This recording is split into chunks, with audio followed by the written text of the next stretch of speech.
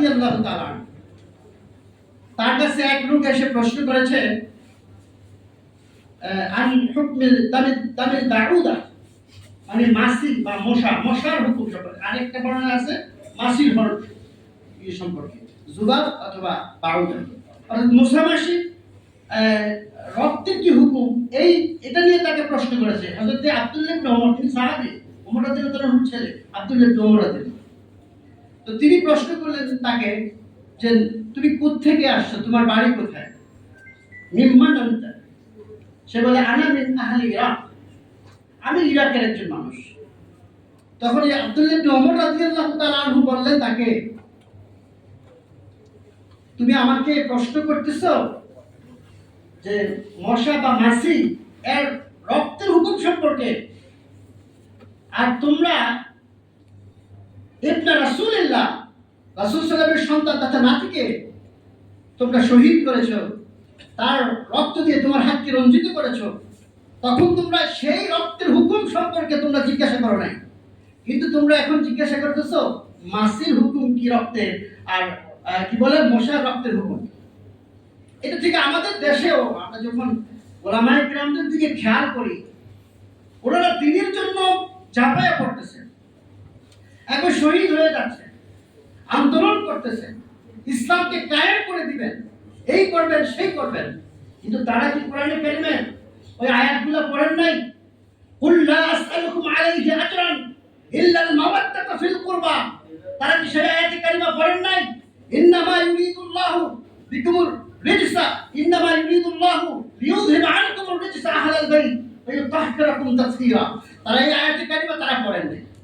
তারা সেই সহিহ বুখারী মুসলিম সহ সিয়াসিত্তার কিতাবে অসংখ্য আহলে বাইতের মর্যাদার কথা যে বর্ণনা করা হয়েছে, তারা কি সেই হাদিসগুলো পড়েন নাই?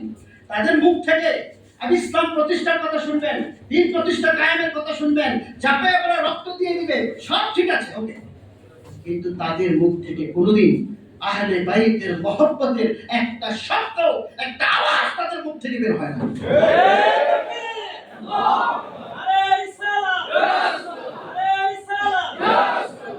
এটা থেকে সত্য মিথ্যা সুস্পষ্ট, সত্য মিথ্যা সুস্পষ্ট, যেহেতু আল্লাহর হাবিব সাল্লাল্লাহু আলাইহি সাল্লাম জানতেন, এটা আগেই বলে দিয়েছেন যে হক সবসময় মাওলা আলী রাদিয়াল্লাহু তাআলা আনহুর স্বাধীন থাকে, এবং যারা প্রকৃত আহলে বাইত প্রেমিক, আল্লাহর হাবিবের মহব্বত যাদের মধ্যে আছে, তারা হযরত আলী রাদিয়াল্লাহু তাআলা আনহুর সাথে থাকবে এবং আলীকে তারা ভালোবাসবে। আর যারা আলীর বিরোধিতা করবে তারা হলো মুনাফিক, তারা বেহক, তারা সেই জাহান্নামের কি। এজন্য আহলে বাইতের মহব্বতের আলোচনা, এটা ভালোবাসার আলোচনা। এই আলোচনায় অনেকের গাত্র দেওয়া হয়, এর কারণ হলো কি, তাদের মধ্যে আহলে বাইতের মহব্বত নেই। এই ব্যাপারেও আল্লাহর হাবিব সাল্লাল্লাহু আলাইহি ওয়াসাল্লাম বলে দিয়েছেন, ফালাউ আন্নাহুম, কি বলে, ইন্না রাজুলান সাফানা বাইনার রুকনি ওয়াল মাকাম। একজন লোক নামাজ পড়তেছে, সে একদম কাবা শরীফের সামনে গিয়ে, যার সামনে আছে মাকাম ইব্রাহিম, এরকম কাছাকাছি গিয়ে নামাজ পড়তে সাল্লাল্লাহু আলাইহি ওয়াসাল্লাম তুম্মা লাকিয়া, এর মৃত্যু হলো ও হুয়া মুবগিদুল লি আহলি বাইতে মুহাম্মদ দাখালান নার। তার শেষ পরিণতি কি? সে যাবে কোথায়? জাহান্নামে যাবে। আহলে বাইতের প্রতি যদি কারো বিদ্বেষ থাকে, সে নামাজ পড়ে, রোজা করে, সব ঠিক আছে, কিন্তু তার লাস্ট, তার গন্তব্য হলো জাহান্নাম। কারণ আপনারা সুস্পষ্ট, যেটা আমি প্রথমেই শুরু করেছি কথা দিয়ে, যে যারা ইমাম হুসাইনকে শহীদ করলো, যারা আহলে বাইতকে শহীদ করলো, তারা কি করেছে? প্রথমে তারা কিন্তু নামাজ আদায় করেছে জামাতের সাথে, জামাতে নামাজ আদায় করে এরপরে বিসমিল্লাহ বলে শুরু করেছে, যেই কাজটা তাকে জাহান্নামের দিকে নিয়ে গেছে। বলেন নাউজুবিল্লাহ।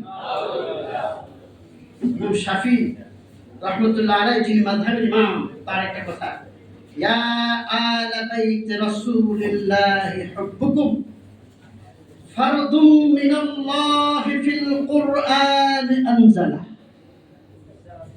ইয়াকফিকুম মিন আযীমিল ফখরি আন্নাকুম মান লাম ইউসাল্লি আলাইকুম লা সালাতা লাহু। তিনি বলেছেন, ইয়া আলে বাইত রাসূলিল্লাহি হুব্বুকুম, হে আহলে বাইত রাসূলিল্লাহ, আপনাদের ভালোবাসা এটা হলো ফারদুম মিনাল্লাহ, আল্লাহর পক্ষ থেকে ফরজ হয়ে গেছে, যেটা আল্লাহ ফিল কোরআনে আনজালা, আল্লাহ কোরআনে নাযিল করে জানিয়ে দিয়েছেন। সুবহানাল্লাহ। এরপরে তিনি বলেন ইয়াকফিকুম মিন আযীমিল ফখরি আন্নাকুম, আপনাদের কি প্রশংসা করব, আপনাদের যে শান সম্পদ কি প্রশংসা আমি করব। মান লাম ইউসাল্লি আলাইকুম লা সালাতা লাহু, এতটুকুই যথেষ্ট। ইয়াকফিকুম, আপনাদের এতটুকু বলবো যে মান লাম ইউসাল্লি আলাইকুম, যে আপনার প্রতি দুরূদ পড়ে না, লা সালাতা লাহু, তার নামাজ হয় না। আহলে বাইতের উপরে দুরূদ শরীফ না পড়লে নামাজ হবে না। আল্লাহুম্মা সাল্লি আলা মুহাম্মদ, তারপর কি ওয়া আলা আলি মুহাম্মদ।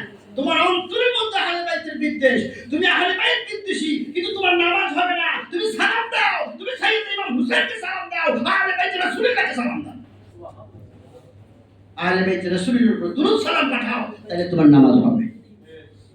আমরা আহলে বাইতকে ভালোবাসি, কিন্তু তার মানে এটা না আহলে বাইতের ভালোবাসা মানে কেউ শিয়া হয়ে যায়। আবার তার মানে এটা না যে আহলে বাইতের ভালোবাসার কথা বলা যাবে। দুটাই সমস্যা। যারা আহলে বাইতের ভালোবাসার কথা বললে শিয়া বলে, তারা ভুলের মধ্যে আছে। আবার সত্যিকার অর্থেই যারা আহলে বাইতের ভালোবাসাটি বিক্রি করে শিয়াদের পথে হাঁটে, আমরা কিন্তু তাদের পথেও নাই, ঠিক কিনা বলে? এখানে কয়েকটা পয়েন্ট আছে, যেমন একটা কথা আপনাদেরকে বললে পরিষ্কার হয়ে যাবে। শিয়াদের যে আমরা শুরু থেকে যদি বলি, হযরত আলী রাদিয়াল্লাহু তাআলার পক্ষে যারা ছিল, যে প্রথম শিয়াদের দল, তারা কিন্তু বেহদ ছিল না। শিয়ানে আলী যারা, তারা হকের উপরে ছিল, কিন্তু পরবর্তীতে যেটা শিয়া দল, রাজনৈতিক দল কিংবা আকীদাগত দল বের হয়েছে, সেটা হলো বাতিল। এখন যে শিয়া, যে আকীদাগত বাতিল, সেটাকে আমাকে দেখতে হবে। আমি যদি ইমাম হুসাইন আলাইহিস সালাম বললে আমার শিয়া হয়ে যাবে, এমন কোনো বিষয় নেই। বা একজন শিয়া ভাইয়ের সাথে দেখা করলে আমি শিয়া হয়ে গেল, এরকম কিছু না। আমার কিছু ভাইয়েরা সোশ্যাল মিডিয়ায় বিশেষ করে আমাদের অনেক গণমাধ্যম আছে, তাদেরকে ধন্যবাদ। তারা কি করে সোশ্যাল মিডিয়ায় কিছু ভাইয়েরা আছে, একটা ছবি তুলে দেয় যে একজন অমুক শিয়া, তার সাথে ছবি আছে, সে শিয়া হয়ে গেছে। ওই একজনের সাথে ছবি থাকলে শিয়া হওয়া এটা কি প্রমাণ করে? অথবা আমি ইমাম হোসেন আলাইহিস সালাম বললাম, বা হযরত আলী আলাইহিস, মা ফাতিমা আলাইহিস সালাম, তাহলে কি আমি শিয়া হয়ে গেলাম? ইমাম বুখারী কি শিয়া হয়ে গেছে? আজব কথা। আপনি ভাই আলাইহিস সালাম বলেন না, রাদিয়াল্লাহু তাআলা বলেন, আমরা তো বিপক্ষে না, উভয়টাই বলেন, সমস্যা নেই। প্রকৃত শিয়া হলো যারা আকীদায় শিয়া। আপনাকে তো আমাদের শিখতে হবে, চিনতে হবে।